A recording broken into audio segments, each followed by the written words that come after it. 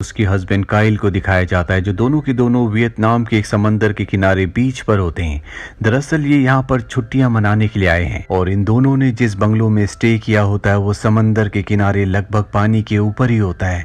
दरअसल जिलियन का कुछ महीने पहले मिसकैरेज हुआ था, जिस वजह से बहुत ज्यादा परेशान होती है और उसका हस्बैंड काइल उसे बहुत अच्छे से संभालता है। ये दोनों के दोनों डाइव के लिए समंदर में जाते हैं, जहाँ पर काइल के पैर पर चोट लग जाती है और यहाँ पर दिखाया जाता है कि जिलियन को खून देखकर अपना पास्ट याद आने लगता है जब उसका मिसकैरेज हुआ था। लेकिन एक बार फिर से काइल उसे संभालता और वापस ले आता है। अब जब जिलियन अपने घर पर बात कर रही होती है तभी न्यूज़ दिखाई जाती है कि समंदर में बहुत बड़ा तूफान आने वाला है, लेकिन ये इस बात पर ज्यादा गौर नहीं करते। और जब काइल और जिलियन रात को सो रहे होते हैं तभी समंदर की लहरें इनके घर से, इनके बंगलों से टकराना शुरू हो जाती है। शुरू में इन्हें आम बात लगती है क्योंकि अक्सर यहाँ पर ऐसा होता रहता है, और जल्दी समंदर की लहरें पूरी तरह से इनके लकड़ी के बंगलों को अपनी चपेट में ले लेता है। इनका बंगलो अब पानी में बह रहा है। तभी देखते हैं कि किनारे पर कुछ चट्टानें हैं। हालांकि जिलियन वहां पर जाना चाहती है, लेकिन काइल उसे मना कर देता है। वो कहता है कि इस तूफान में हमें इसी के अंदर रहना चाहिए। अब कुछ देर बाद इनकी आंख लग जाती है और जब सुबह जिलियन उठती है तो वो देखती है कि चारों तरफ पानी है।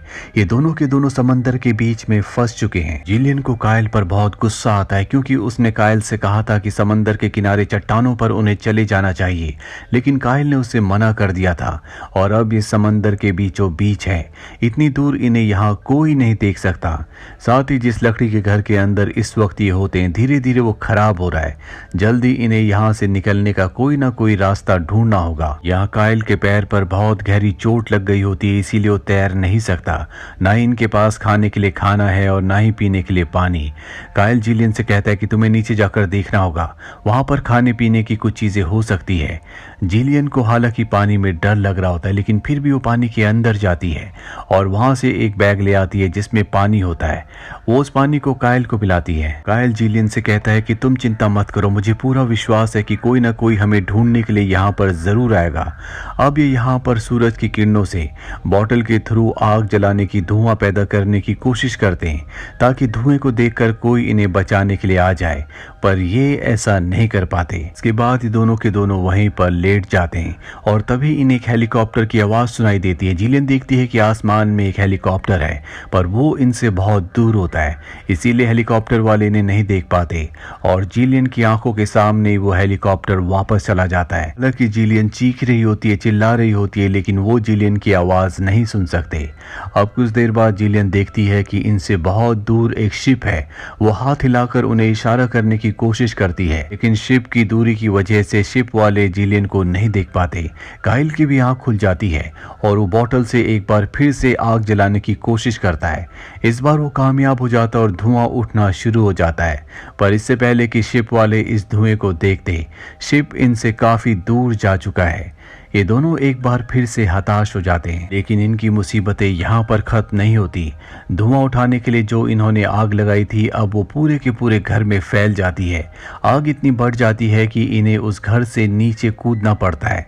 ये दोनों के दोनों समंदर के पानी में कूद जाते हैं और इनकी आंखों के सामने इनका पूरा का पूरा घर, जो कि इनका एक शेल्टर था, वो जल जाता है। अब इनके सामने कुछ लकड़ी के टुकड़े होते हैं, उन्हीं के सहारे ये तैरते हैं, पर काइल के पैर में घाव है, चोट है जिससे खून निकल रहा होता है और खून की स्मेल से शार्क इनकी तरफ आना शुरू हो जाती है। काइल कहता है कि हमें जल्दी से लकड़ी के किसी बड़े टुकड़े के ऊपर बैठना होगा। इनके सामने लकड़ी का एक बड़ा टुकड़ा होता है और इससे पहले कि शार्क इन्हें अपना शिकार बनाती, ये दोनों के दोनों लकड़ी के टुकड़े के ऊपर चले जाते हैं और तभी शार्क इन तक पहुंच जाती है। लेकिन ये शार्क नहीं बल्कि डॉल्फिन्स होती हैं, जिन्हें देखकर ये हंसते हैं क्योंकि इन्हें लगा था कि ये शार्क्स हैं। अब ये दोनों के दोनों लकड़ी के ऊपर हताश पड़े हुए हैं। जिलियन कहती है कि सब मेरी वजह से हुआ है। अगर मेरा मिसकैरेज नहीं होता, मैं डिप्रेशन में नहीं जाती, तो कभी भी हम वियतनाम छुट्टियां मनाने के लिए नहीं आते। काइल जिलियन से कहता है कि इसमें तुम्हारी कोई भी गलती नहीं है, हम यहाँ से जिंदा जरूर निकलेंगे और एक बार फिर से जिंदगी को जिएंगे। बातें करते करते ये दोनों सो जाते हैं और जब जिलियन की आंख खुलती है तो वो देखती है कि उसका लकड़ी का टुकड़ा कायल के लकड़ी के टुकड़े से दूर जा चुका है। साथ ही उसके पैर से जो खून निकल रहा था वो पानी में पूरी तरह से फैल चुका है। अब वो किसी भी तरह से कायल तक पहुंचना चाहती, इसीलिए समंदर में कूदकर वो कायल के लकड़ी के टुकड़े की तरफ बढ़ती है, पर यहाँ पर शार्क इनके ऊपर अटैक कर देती है। कायल भी लकड़ी के टुकड़े से गिर जाता है। जिलियन किसी तरह से लकड़ी के टुकड़े के ऊपर जाती है और कायल को ऊपर खींचने की कोशिश करती है, पर तब तक शार्क उसके ऊपर कई बार हमला कर चुकी होती है। जिलियन किसी तरह से लकड़ी के टुकड़े को पतवार बनाकर उस बड़े लकड़ी के टुकड़े को जिस पर वो खुद होती है और उसका हस्बैंड नीचे लटका हुआ होता है, शार्क से दूर ले आती है। जिलियन बहुत ज़्यादा थक चुकी होती है, इसीलिए वो सो जाती है। उसका हस्बैंड भी बेहोशी की हालत में होता है और अब जब जिलियन की आंख खुलती है तो वो देखती है कि वो समंदर के किनारे है और उसका हस्बैंड कायल अब भी बेहोश होता है। वो उसे उठाने की जगाने की कोशिश करती है, पर जल्दी उसे पता चल जाता है कि उसकी मृत्यु हो चुकी है। इस बात से वो पूरी तरह से टूट जाती है। कुछ वक्त पहले उसने अपने बच्चे को खो दिया था और आज उसने अपने हस्बैंड को खो दिया। इसके लिए वो अपने आप को जिम्मेदार समझती है, क्योंकि उसी के कहने पर उसे डिप्रेशन से बाहर निकालने के लिए कायल उसे इस आइलैंड पर लेकर आया था। वो जोर जोर से चिल्लाने लगती है और वहीं पर गिरकर बेहोश हो जाती है। सुबह जब उसे होश आता है तो वो देखती है कि कायल की बॉडी वहां पर नहीं है, क्योंकि समंदर की तेज लहरें उसे बहाकर दोबारा समंदर के अंदर ले गई होती है, जहां पर बड़ी बड़ी शार्क्स हैं। तभी जिलियन को कायल की बॉडी दिख जाती है। वो अपने आप ही में नहीं होती, इसीलिए वो उसे बचाने के लिए समंदर की तरफ बढ़ने लगती है और तभी एक शार्क उसके पैर पर हमला करके उसके पैर को जख्मी कर देती है। जिलियन होश में आती और वापस समंदर के किनारे बीच पर आ जाती है। वो देखती है कि चारों तरफ धूल उड़ रही है। तभी उसे एक चट्टान दिखती है। जिलियन बड़ी मुश्किल से उस चट्टान के ऊपर चढ़ती है और जब वो चट्टान के ऊपर जाती है तो देखती है कि वहां पर एक आदमी एक गोल बोट पर बैठा हुआ है जो यहाँ पर मछलियां पकड़ने के लिए आया है। उसे एक उम्मीद नजर आती है।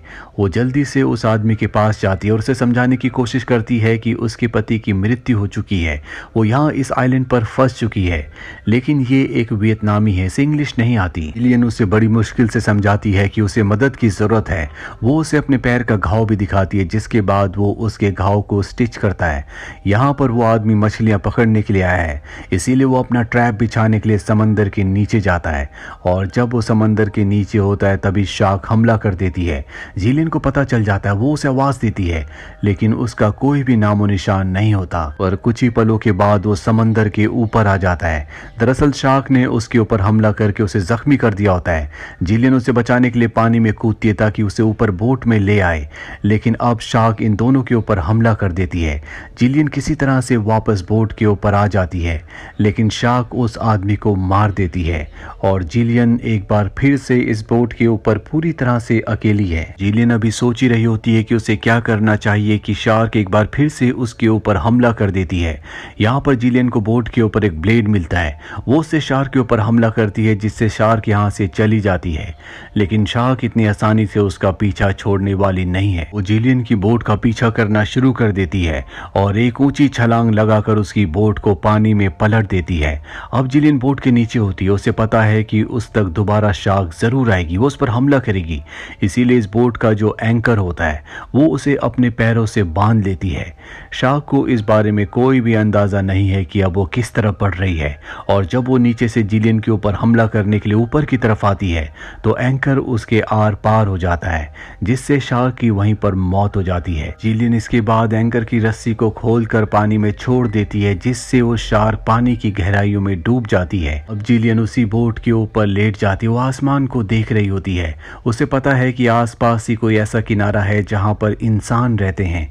तभी यहाँ पर ये इंसान जो कि वियतनामी था, वो मछलियां पकड़ने के लिए आया था।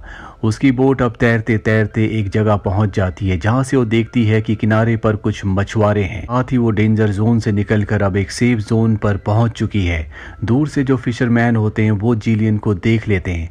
उन्हें पता चल जाता है कि बोट पर कोई है जिसे मदद की जरूरत है।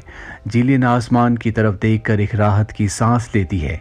हालांकि उसे अपने पति कायल को खोने का बहुत दुख है, लेकिन अब वो चाहकर भी कायल को वापस नहीं ला सकती। लेकिन इस पूरी जर्नी में उसने एक चीज सीख ली कि जिंदगी में चाहे कितना भी मुश्किल वक्त हो, इंसान को हमेशा लड़ना चाहिए, क्योंकि जो लोग मुसीबतों से मुश्किलों से लड़ते हैं उन्हें जिंदगी जीने का एक दूसरा मौका देती है। जिस तरह से जिलियन को मिला, अगर उसने शार्क से हार मान ली होती तो उसकी मौत हो जाती, पर वो उससे लड़ी, उसने शार्क को मार दिया, पर अब उसके पास एक नई जिंदगी है जिसे वो जीना चाहती है। हालांकि उसने अपने पति कायल को खो दिया, लेकिन उसे समझ में आ चुका है कि इस दुनिया में कोई भी हमेशा के लिए नहीं है, एक दिन हर किसी को यहाँ से जाना है। इसीलिए जिंदगी का जो तोहफा इंसान को मिला है, उस तोहफे को उसे अच्छे से कबूल करना चाहिए, उसे जीना चाहिए। तो ये थी पूरी कहानी film girl in the ocean की। उम्मीद करते हैं कि ये कहानी आपको पसंद आई होगी।